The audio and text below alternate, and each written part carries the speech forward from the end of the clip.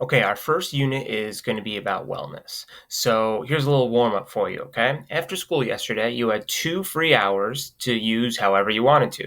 You decided either to watch a movie or play basketball with friends. So which of these two choices would be the healthy choice? Think about that for a second.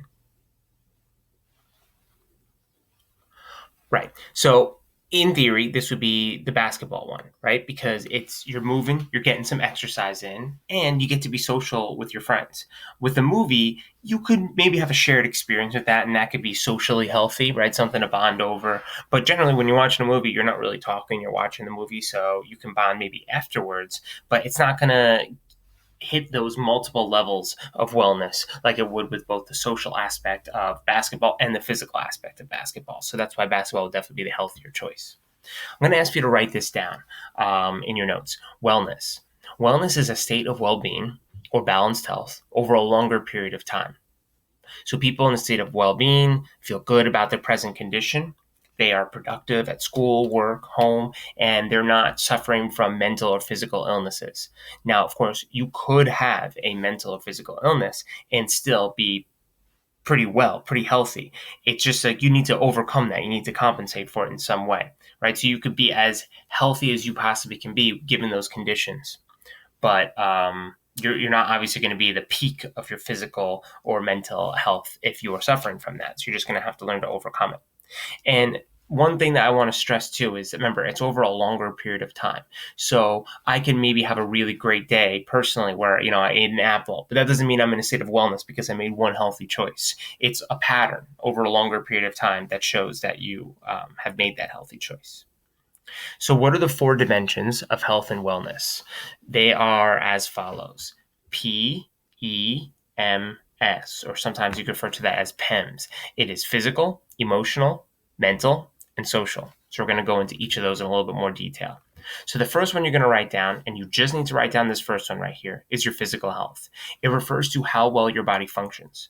The qualities of a healthy body means you're not slowed down by disease. You can take part in all the activities of your daily life. So that could just mean like if you're a parent running around after your kids, um, it could just be able to walk up and down the stairs if you have those stairs, right? So that would be the activities that you need to take part in, and able to cope with stress, injury, and aging.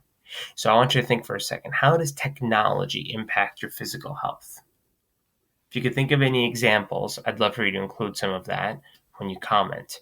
So, how can physical health impact or be changed with your health due to technology? I'm thinking of things maybe you can like wear that helps you track your technology. And I'm sure there's certain ways where it's more difficult. Like if you have video games to play, or you can go outside and exercise, it might be more tempting to play those video games. Right. I know that there are some cool games out there that encourage you to exercise, and that's great.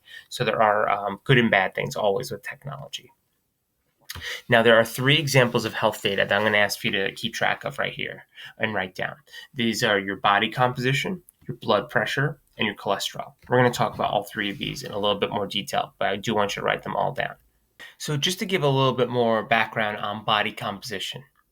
Um, Body composition is the ratio of all the different components of fat, bone, and muscle that make up your body.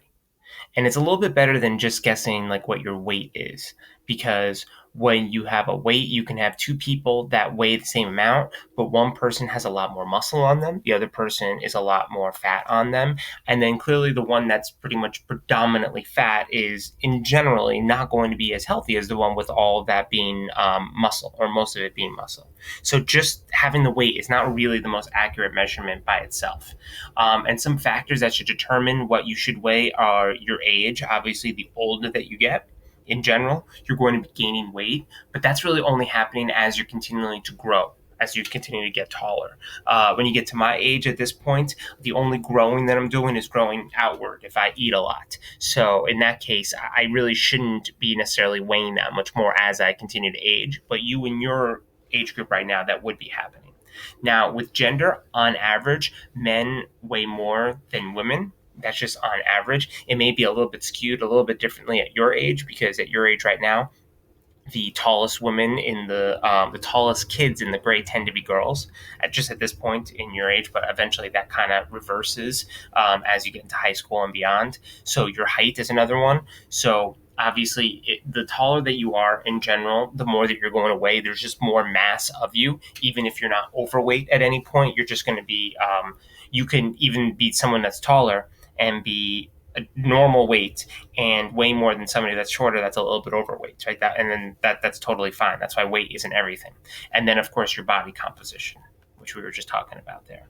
So determining a healthy weight. Traditionally, it was just like a height weight table. So it says, okay, if you're this tall, you should weigh this much. But of course, that doesn't account for the fact that some people are very muscular. And it's not really an accurate reflection to say that they're overweight if they are incredibly healthy in other ways. So BMI tends to be more accurate. And if you click on this BMI calculator for kids, if you go there, there's actually a pretty cool way that you can check to see what your BMI is. If you're curious and you wanted to, you can click on here where it says kids BMI. So make sure that you switch over to that. And then if you plug in all of the information, you may need to check with your parents or something like that to get some of that information.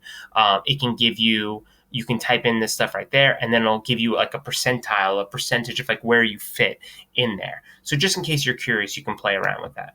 So another thing that we're going to talk about is something called hypertension. So your blood pressure, which we just talked about earlier as one of the physical factors, indicators of your health, is the force of the blood against your arterial walls. So let's back up for a second. You have arteries, you have veins inside of your body. Now you can see if you look down at your wrist here, right? You can see some of your veins and your arteries right there. They look a little blue through your skin. So the veins and the arteries are pumping blood away and towards your heart, and it's making sure that your entire body gets that blood. Now, you want to make sure that the veins and the arteries are clear. You don't want there to be an obstruction or something blocking the way for that blood to get everywhere because your whole body needs it. So if you have high blood pressure, that means that there's stuff inside of it or something holding it down. Maybe the narrow passageways are even more narrow than they should. It's like lanes on a highway. You want to make sure there's lots of open lanes so that the traffic can flow back and forth. If your blood vessels get damaged, it can cause a backup. And if there's a big traffic jam, right, in your arteries, that can cause a stroke or a heart attack. So that's obviously something we really don't want to have happen. So we know about the heart. It's part of the circulatory system, and it's constantly pumping about 100,000 times per day. And it constantly needs to get that blood all around your body to give oxygen and nutrients to your whole body. So let's take a look at over here. You don't need to know all this stuff, but you do need to know about cholesterol. Okay. So these are fatty deposits or plaque. Now, plaque you might be familiar with from your dentist. If you don't go to the dentist for a while, you might get a buildup of plaque on your teeth, and then they have to clean all that stuff out. And the same thing actually happens inside of your arteries. And you see right over here, this is an increase in plaque. Now that plaque are those fatty deposits. You get that plaque if you eat foods that are really fatty and fried and not great for you. So if you eat a lot of that over a long period of time, this starts to build up. Now, if you have a little bit of plaque, it's not really going to change that much. It's just going to constrict the narrow passageways right there for the blood to get through.